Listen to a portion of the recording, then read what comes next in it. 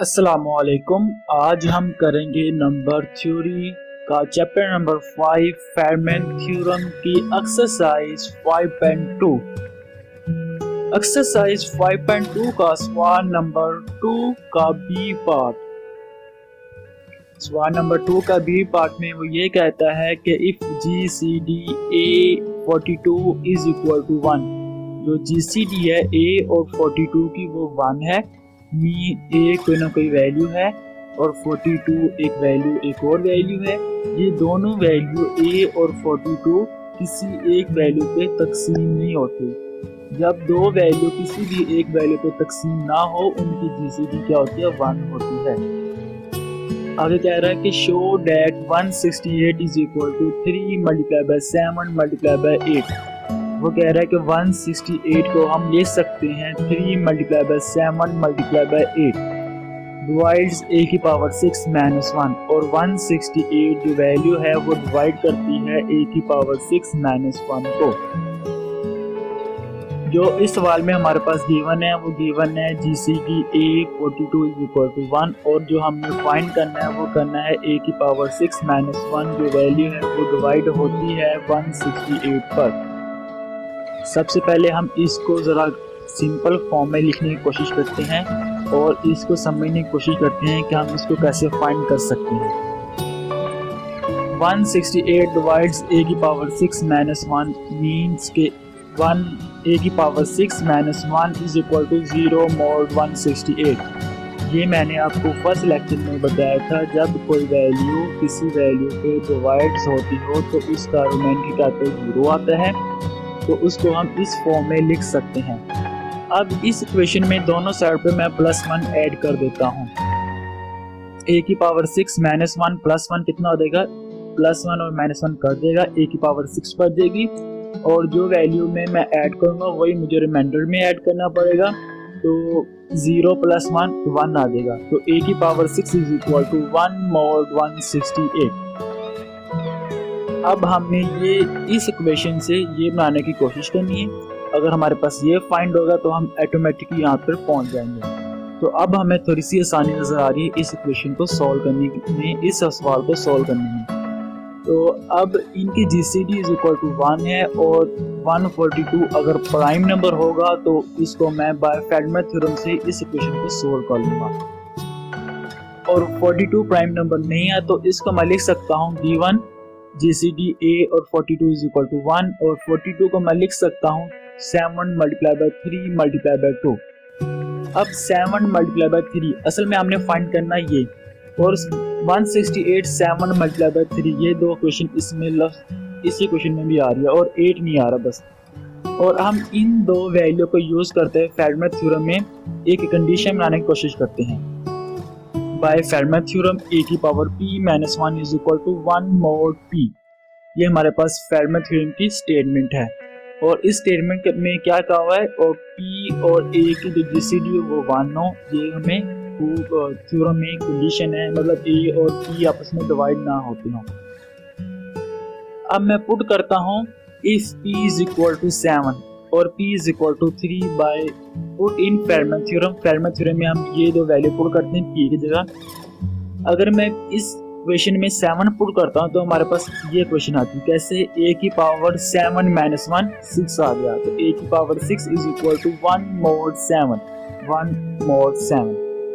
और अगर मैं इस इक्वेशन में फेरमैन थ्योरम की स्टेटमेंट में p is equal to 3 put करता हूँ तो हमारे पास इक्वेशन क्या आती है, a square is equal to 1 mod 3, मतलब a की पावर 3 माइनस 1 कितना हो गया, वो हो गया, तो a square is equal to 1 mod 3 आ जाएगा। अब मैंने इस इक्वेशन को पावर 6 बनाने की कोशिश करनी है, क्योंकि मैंने जो वैल्यू है वो a की पावर 6 माइनस 1 फाइंड करना है, तो मैंने a की पावर 6 बनानी है।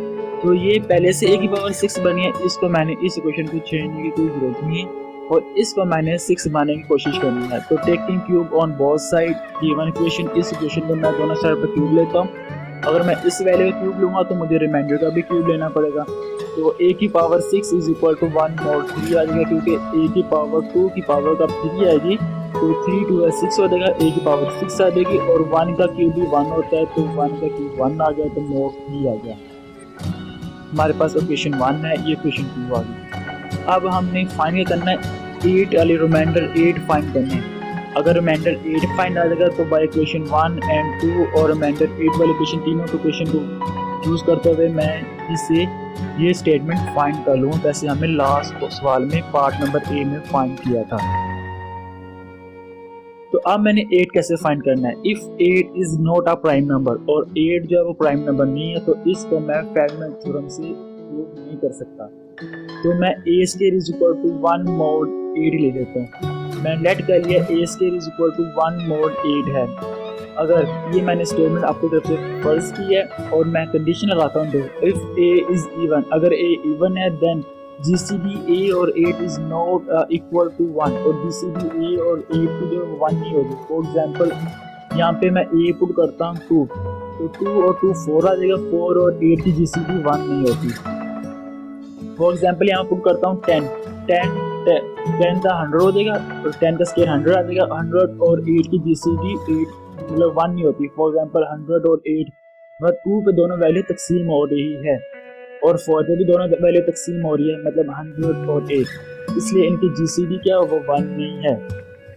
अगर यहाँ मैं कोई भी वैल्यू पुट करता हूँ उसी वैल्यू इवन, मैं यहाँ पे 6 पुट करता हूँ तो 6 का स्क्वायर 36 होता है। 36 और 8 की GCD इज इक्वल टू 1 नहीं होती, क्योंकि ये दोनों वैल्यू 8 और 4 पे तकसीम हो रही है। तो इसलिए ये हमारे पास स्टेटमेंट गलत है, मतलब नॉट इक्वल टू 1 नहीं आ रहा। अगर मैं करता हूँ इफ a इज ओड, अगर मैं a को ओड रखता हूँ देन GCD a और 8 कितनी आ रही है वो 1 आ रही है, एंड p ग्रेटर देन 2, जब p 2 से बड़ा है। अब सबसे पहले हमें पता होना चाहिए कि ओड नंबर होते क्या हैं। तो ओड नंबर क्या होते हैं? ओड नंबर होते हैं 2, 3, 5, 7, 11, 13 अप टू सो ऑन।